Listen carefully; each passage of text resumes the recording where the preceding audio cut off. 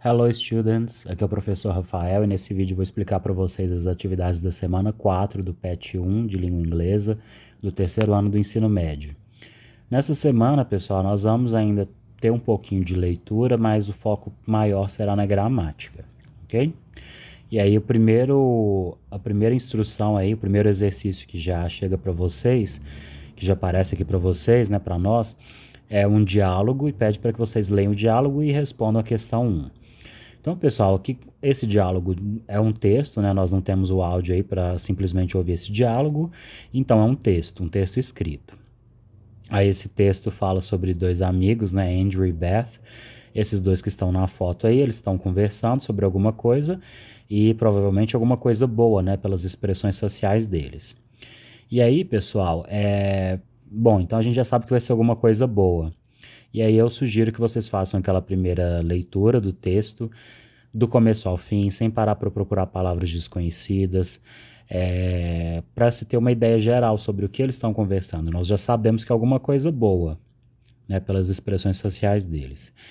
Então façam isso, leiam do começo ao fim sem parar para procurar as palavras desconhecidas, sem interromper a leitura.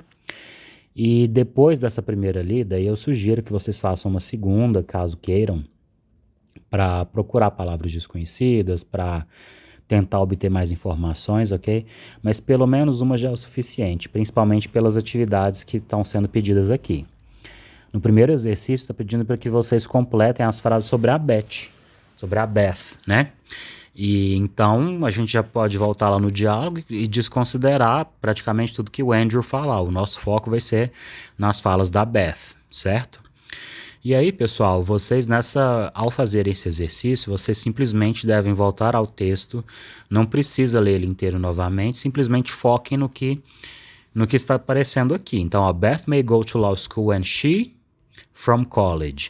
If she, good grades. Então, foquem nessas informações aí, ó, may go to law school. Essa é a frase-chave. E depois, good grades. Voltem lá no diálogo e encontrem, ó, may go to law school, get good grades. Então a gente já sabe que a resposta vai estar ali naquela área. E aí só que a gente não sabe quais são as... A gente já achou uma, né? O que vem antes de good grades. Mas e from college? Não está explícito aí, pessoal. Então vocês vão ter que usar a intuição de vocês. Vamos ver o que o Andrew fala. Ele pergunta, what are you gonna do when you graduate? Então, o verbo seria, Beth may go to law school and she graduates from college if she gets good grades. No diálogo apareceu sem o S, né? Ela falou if I get e o Andrew falou when you graduate. É porque tá na primeira pessoa, pessoal. Então, no diálogo não precisa do S, mas aqui no exercício, como nós estamos falando da Beth, que é uma terceira pessoa, precisa colocar. Depois a segunda frase também é sobre ela. Beth needs to decide before she home for the summer. Novamente, passem os olhos pelo texto, não precisa nem ler inteiro para tentar entender tudo, simplesmente passem os olhos pelo texto até chegarem onde a gente precisa. E aí é bem no finalzinho da conversa, I need to decide before I go home for the summer. Então, antes de home for the summer, o verbo que apareceu foi go. No diálogo, como ela estava falando na primeira pessoa, é I go, mas no exercício, como nós estamos falando dela, before she goes. Muito bem, pessoal. Bom, então aí eles estavam falando sobre planos futuros, né, nesse diálogo, que eu não li ele inteiro para a gente não perder muito tempo, pessoal, mas eu sugiro que vocês leiam em casa, pratiquem se puderem, pratiquem com o Google Tradutor, enfim. Mas o foco desse diálogo foi ações futuras. Então vocês já devem ter estudado, né, muito provavelmente, já que vocês estão no terceiro ano, em algum momento do estudo de vocês estudaram formas de se expressar futuro no inglês. Então, quando a gente for falar de possibilidade, ou seja, quero que isso fique bem claro, possibilidade é quando não é certeza sobre o futuro, nós podemos utilizar might, ok? E aí, essa mulher da foto, ó, she might look for a better job. Então, ela ela talvez vai procurar um emprego melhor. Essa outra, She may go on for a master's degree. Então, ela deve tentar um mestrado. Ok? Então, são ações que não são certas. A gente está falando sobre o futuro, sobre coisas que vão acontecer no futuro, mas que não são certeza. E uma das formas que eu acredito que vocês já tenham estudado é com will, ok? E se a gente quiser usar o will, a gente precisa usar alguma palavra que indique possibilidade, que indique que não é uma certeza. Então, por exemplo, he will probably move to Florida. Ele mora num lugar onde neva, né? Então é muito frio, Florida é mais quente. Agora aqui nós temos um estudante e a seguinte informação. His friends are going to travel around Europe. Going to já é uma forma de se falar sobre o futuro, mas é uma forma de se falar sobre o futuro quando a gente já tem planos ou decisões tomadas. Então, quem vai viajar para a Europa não pode simplesmente decidir e ir, né? Tem que ter um planejamento, procurar visto, outras informações, outras coisas, não é outros planejamentos, não é simplesmente querer e ir. Então, essa é uma forma de falar sobre o futuro, going to. E aí, pessoal, esse going to já é uma coisa que está planejada, que já está uma decisão que já está tomada. E aí a gente usa o may e o might, igual no exemplo do slide anterior, para mostrar que você não tem 100% de certeza sobre o futuro. Então, ó, se ele for para a Europa, it will be expensive to travel around Europe. Isso a gente já sabe, né? Principalmente se for brasileiro. O euro tá bem caro, né? Tá mais de R$6, então caro a gente já sabe que vai ser. É uma previsão que a gente está fazendo sobre o futuro. It will be expensive to travel around Europe. He might not be able to afford it. Então, pode ser que ele não consiga custear essa viagem. Ele é estudante, né? Ele tem outros gastos. Então, a gente usou o might aí justamente por isso. A gente não tem certeza. Pode ser que ele consiga, vai que ele tem já poupado dinheiro por muito tempo e consiga custear essa viagem. Agora, talvez ele não tenha. Então, se a gente não tiver certeza, se a gente não souber da vida dele, a gente vai falar he might not be able to afford it. Agora aqui nós temos a foto de um casal grávido. E, bom, quando um bebê chega, né, pessoal, os pais ficam muito ocupados, né, porque se ocupam do bebê, o bebê é muito dependente e precisa da atenção dos pais durante todo o tempo. E aí uma coisa que nós temos certeza é the baby will keep them very busy.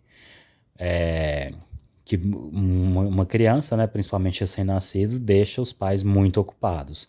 Então, é uma previsão, um fato que a gente está fazendo sobre o futuro.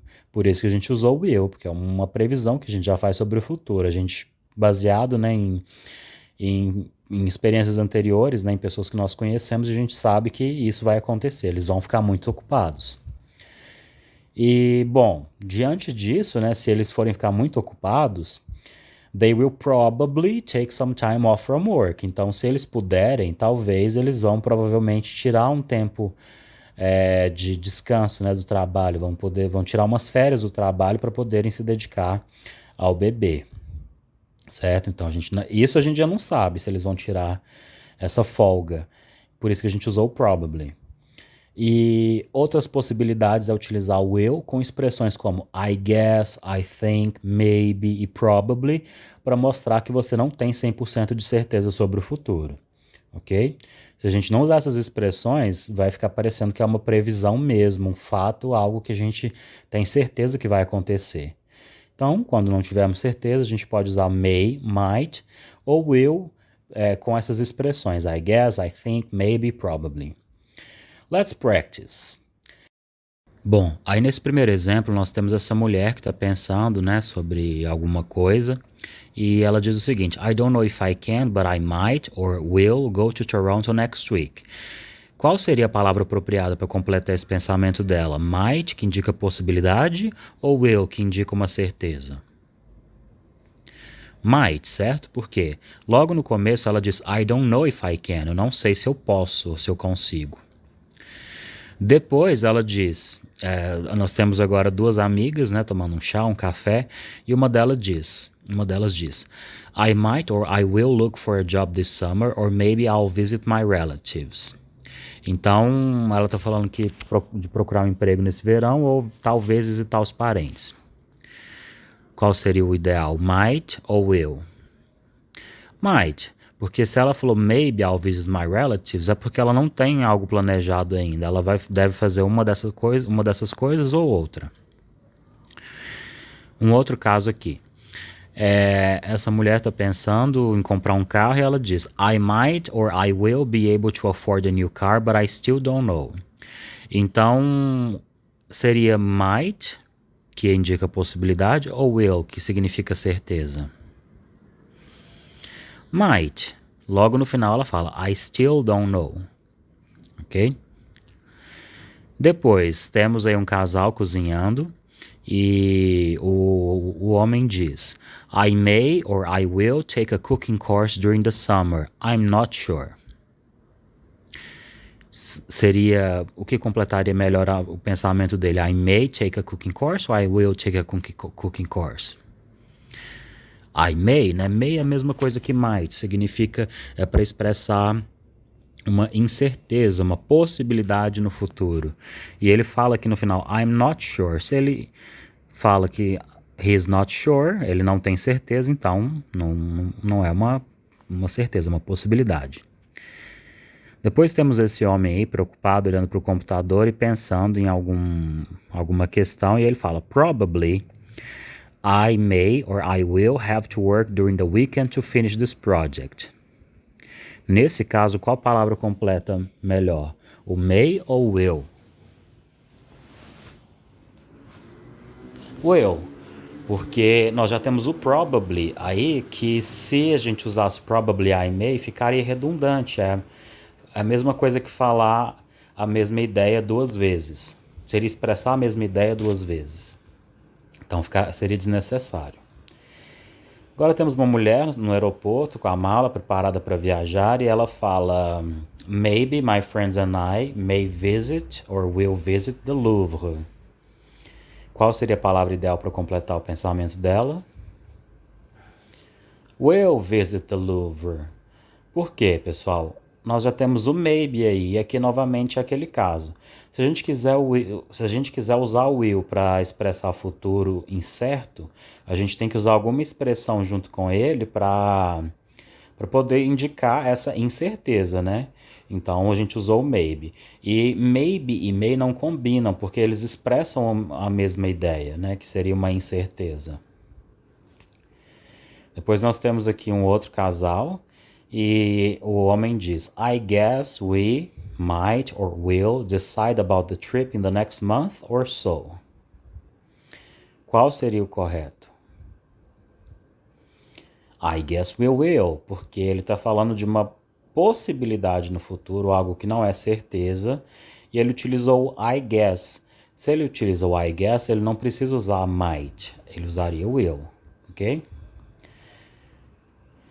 Bom, então frases complexas sobre o futuro. Vocês muito provavelmente já estudaram frases simples sobre o futuro, ou seja, aquelas frases que indicam apenas uma ação no futuro.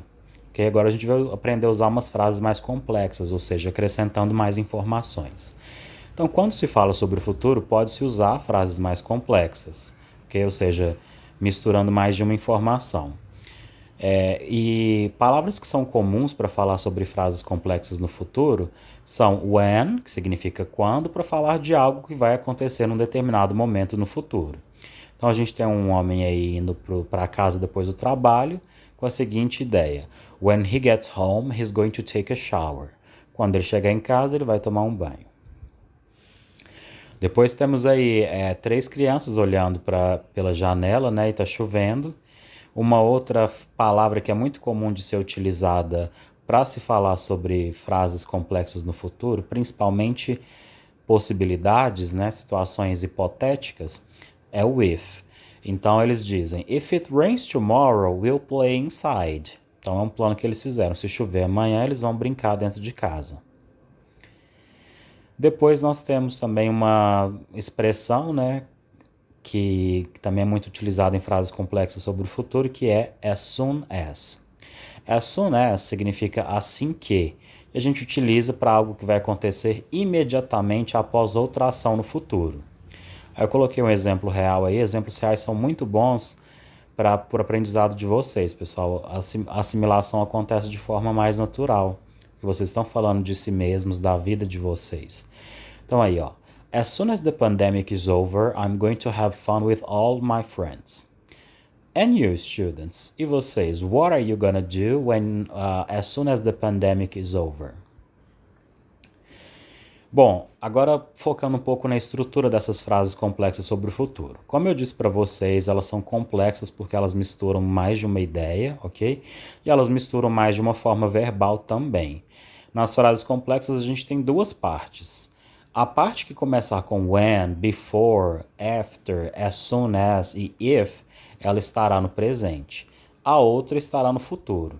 Geralmente elas serão separadas por vírgulas. Então, ó, o primeiro exemplo. When he gets home, he's going to take a shower.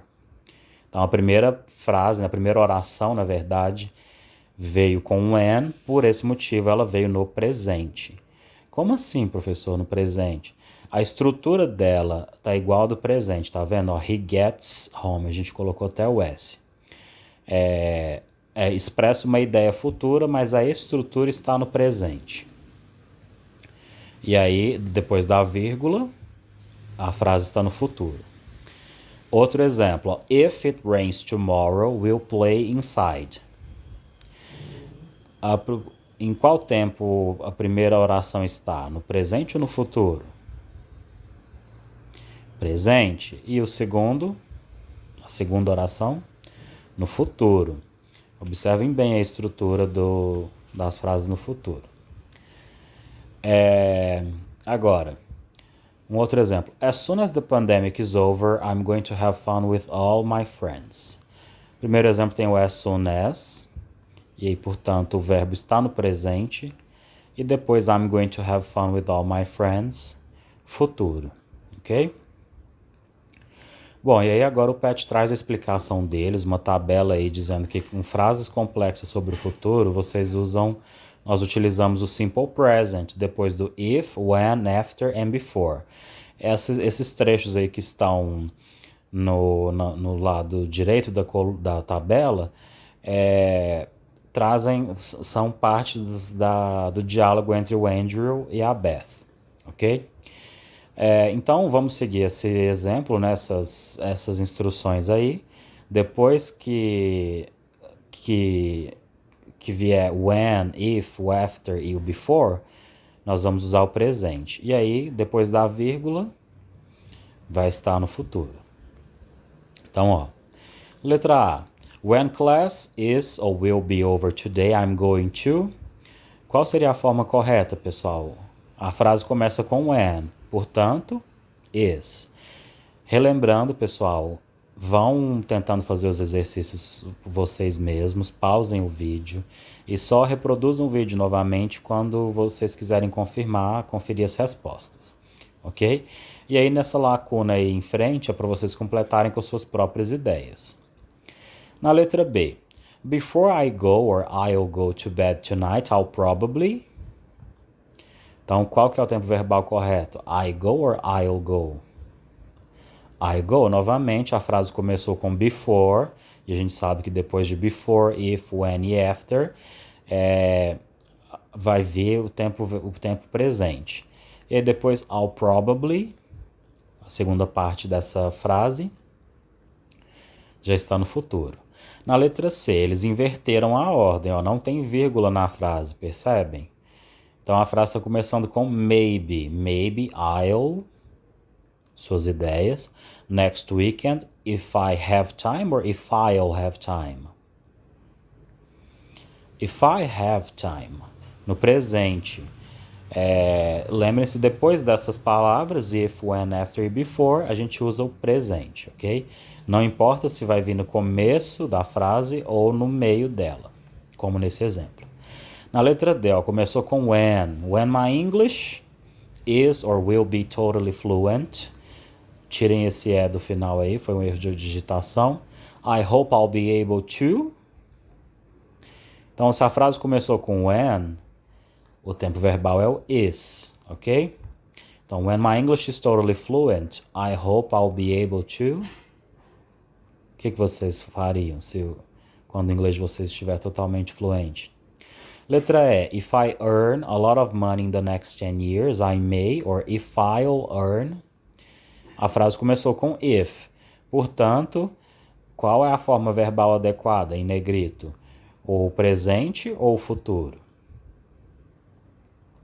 Presente, né? Depois do if, a gente já sabe que vai ser o simple present. Na letra F, in the future, if I don't have a good job or if I won't have a good job, I might. Veio seguido, vejam aí onde está o if. Portanto, seria o don't. If I don't have a good job. Ok? Lembre-se, depois do if é o simple present. Na letra G, I hope I'll be able to... As ideias de vocês. After I retire or I'll retire. Então, as opções aí estão vindo justamente após o after. Nesse caso, usa-se o presente ou o futuro? Presente, né? I retire. Agora, pessoal, no exercício 3 é um exercício de interpretação de texto relacionado ao que a gente viu na semana passada, falando ainda sobre responsabilidade. Agora, como mudou o foco do exercício, né? O foco não é gramática, mas é texto. Vocês devem utilizar algumas estratégias de leitura para poderem entender esse texto sem problemas, que são aquelas que eu já mencionei no começo, né? Quando vocês tiveram que ler o diálogo entre o Andrew e a Beth. Bom, fala sobre responsibility. E aí, o que vocês devem fazer, pessoal? Fazer uma primeira leitura do texto, do começo ao fim, sem interrupções, sem parar para procurar palavras desconhecidas ou para fazer qualquer outra coisa. Ler o texto do começo ao fim e ver o que vocês conseguem extrair de informações desse texto. Ok? Qual é a ideia geral dele? Se vocês quiserem, tiverem tempo, leiam novamente 2, 3, 4 vezes se necessário. Porque talvez nessas lidas aí, vocês consigam, nessas leituras, aí vocês consigam obter mais informações. Bom, mas depois, se vocês não tiverem tempo ou já quiserem passar para a parte prática, vocês leem a definição, leiam as instruções do exercício 3 para ver o que vocês vão precisar fazer com as informações do texto. Então aí, pessoal, está perguntando, which definition of responsibility does the text present? Uma outra questão interessante, uma outra estratégia de leitura é que, geralmente, quando em perguntas de interpretação de texto, as informações são apresentadas na mesma... A pergunta é feita de acordo com a mesma ordem em que a informação é apresentada no texto. Ou seja, essa é a primeira pergunta sobre esse texto. Logo, a resposta deve estar no começo. Certo? Então, está pedindo uma definição de responsabilidade. Aí vocês agora não precisam ler o texto inteiro novamente, só vão passar os olhos por ele para procurar essa informação específica. A palavra-chave da pergunta é responsibility, então vocês devem ir atrás de responsibility. E aí, lá no começo do texto já está dando uma definição um pouco mais ampla, e aí eu resumi essa definição, que fala que responsibility is about reclaiming the power we have to choose our attitudes. Corrijam o attitudes aí, que são com 2 T's, o que foi um erro de digitação, corretor ortográfico. Então, que responsabilidade é sobre reivindicar o poder que nós temos de escolher nossas atitudes. E agora, pessoal, faz uma pergunta pessoal, mas ainda para refletir sobre a mensagem do texto. Aqui traz a seguinte situação, que você precisa pagar uma conta e todas as formas de pagamento eletrônico não funcionam. Você precisou ir a um caixa para efetuar o pagamento com um atendente. Como outros atendentes estavam de licença, apenas um caixa estava funcionando e a fila estava longa e o sistema lento. Depois de 1h30 na fila, quando finalmente chegar a sua vez, o funcionário precisou fazer seu horário de almoço. Quais seriam as reações mais comuns diante de uma situação como essa, pessoal? Como a maioria das pessoas reagiria a essa situação? Ficar 1h30 na fila para pagar uma conta e quando chega a sua vez, o funcionário vai fazer o horário de almoço. E a sua reação, como seria? Então essa pergunta aí é justamente para vocês refletirem, pensarem sobre as atitudes de vocês numa situação como essa, para depois responderem a próxima pergunta. No texto, pessoal, tem uma frase dele que a gente pode utilizar para justificar uma atitude reflexiva diante de situações adversas ou até mesmo injustas como essa. E quer saber que frase do texto vocês podem usar para justificar uma atitude reflexiva? Ou seja, talvez tem gente que agiria por impulso, não refletiria antes de agir. Então a pessoa agiria por impulso. Outras já refletiriam e teriam uma atitude reflexiva. Qual é a frase do texto que podemos utilizar para justificar uma ação como essa? Na segunda parte do texto, no segundo parágrafo, fala: When we choose, we are consciously responding. When we don't choose, we are reacting with unconscious automaticity, which may or may not be productive. Então, que é quando nós escolhemos, nós estamos respondendo conscientemente. Quando nós não escolhemos, estamos reagindo com uma automaticidade inconsciente, que pode ou pode não ser produtiva. Na 5, pessoal, novamente, mistura o ponto de vista de vocês sobre essa situação apresentada com uma informação do texto. Então, acerca de atitudes que comumente adotamos no modo automático, fala-se sobre um espaço específico que pode nos ajudar a fugir dessas respostas automáticas. Que espaço é esse? Então, por exemplo, nessa situação de ficar 1h30 na fila e não conseguir e não ser atendido porque o funcionário vai fazer horário de almoço, tem gente que toma atitudes no modo automático, sem pensar nas ações. E aí o texto fala sobre um espaço específico que pode ajudar a gente a fugir dessas respostas. Que espaço é esse? O espaço é a nossa liberdade de escolha, pessoal. Também está no segundo parágrafo. E a explicação é a seguinte, que quando a gente escolhe fugir das respostas automáticas, corrijam aí o automática, nós estamos respondendo conscientemente, nós estamos sendo responsáveis por nossas próprias ações. Então, quando a gente escolhe não ser impulsivo, ou seja, quando a gente quando a gente pensa antes de agir, nós estamos sendo conscientes, estamos sendo responsáveis por nossas próprias ações. Tanto que muitas vezes, quando a gente age por impulso, a gente acaba se arrependendo, né?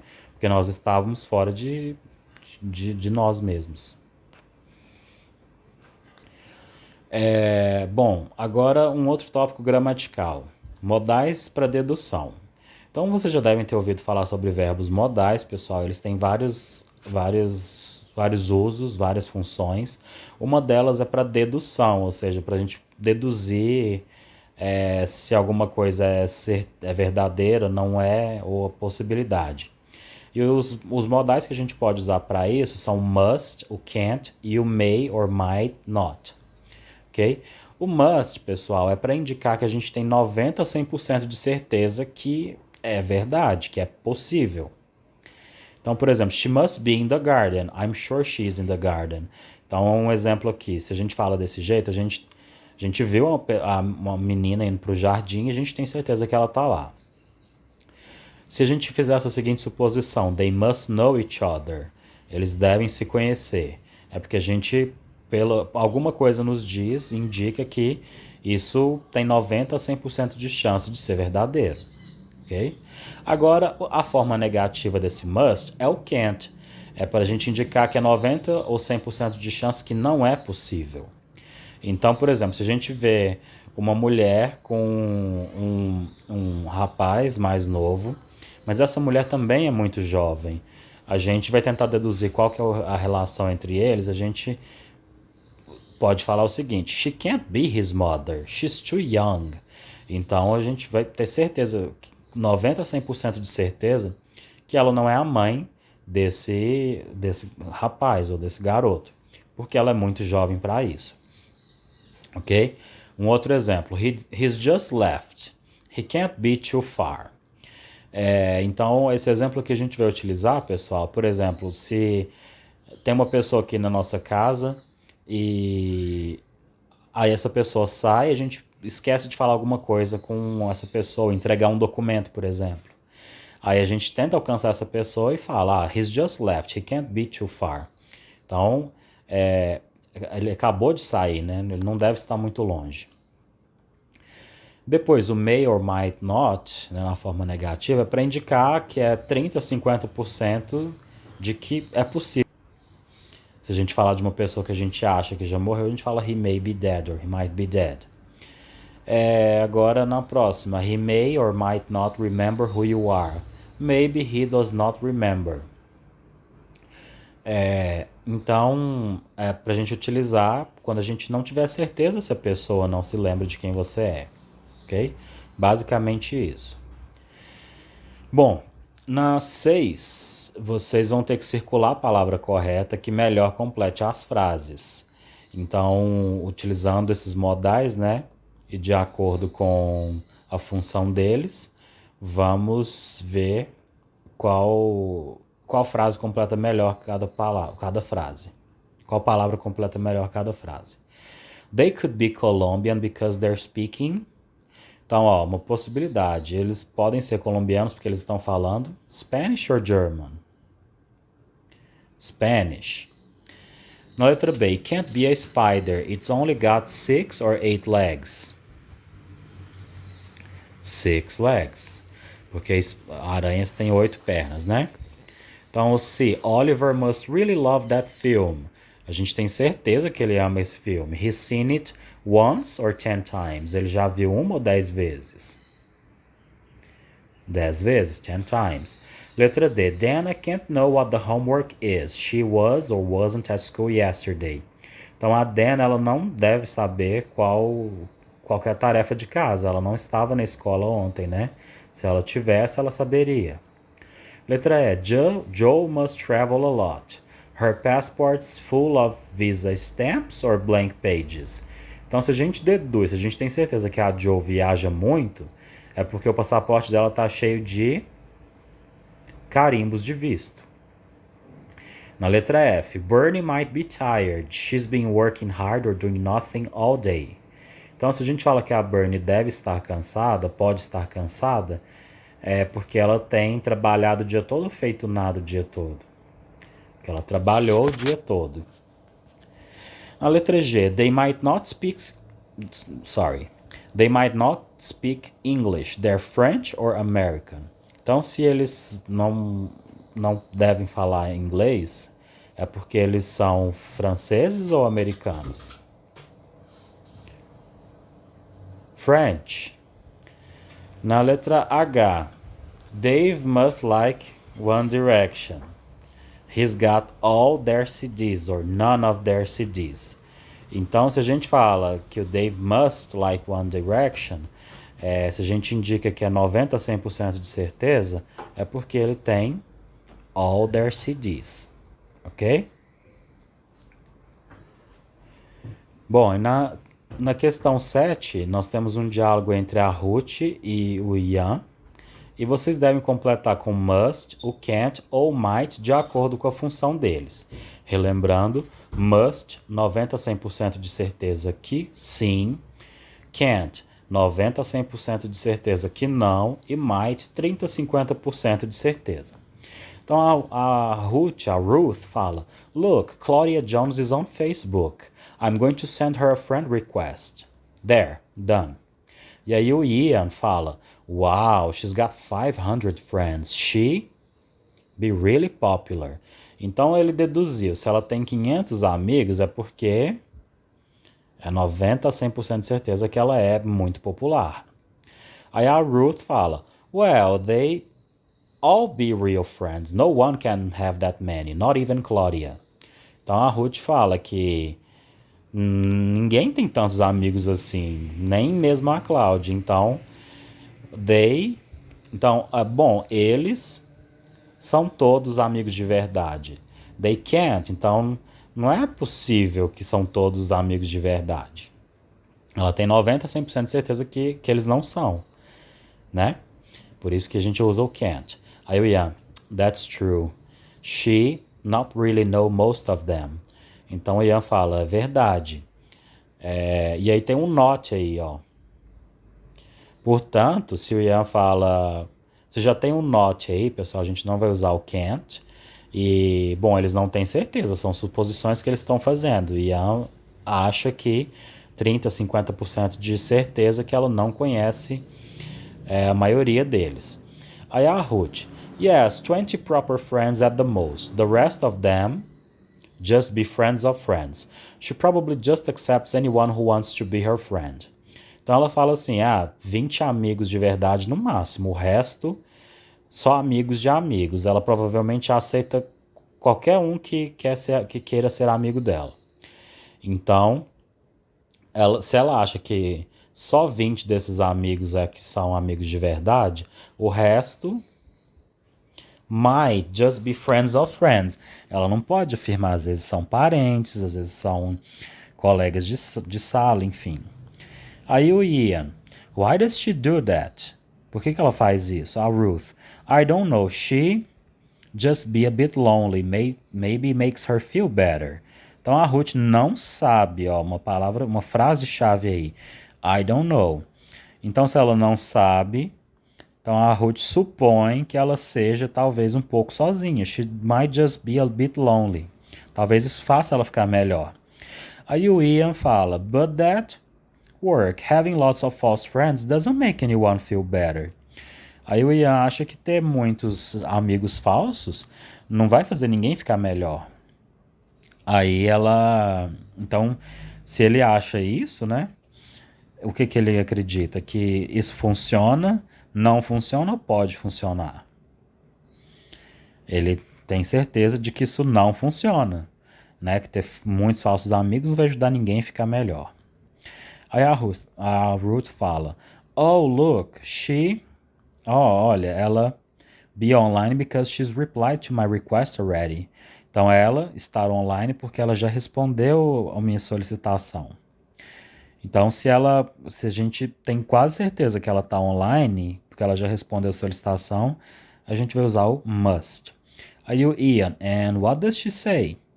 O que ela diz? Aí a Ruth, believe it, she said no. Então se ela falou acreditar, ela disse não, é porque a Ruth não acredita. O can't aqui nesse caso funciona como, enfim, como modal de possibilidade, ok? Bom, nessa semana são somente essas as atividades. Pessoal, se vocês tiverem qualquer dúvida, me procurem lá no Google Classroom, ok? E thank you so much for watching. Until next time.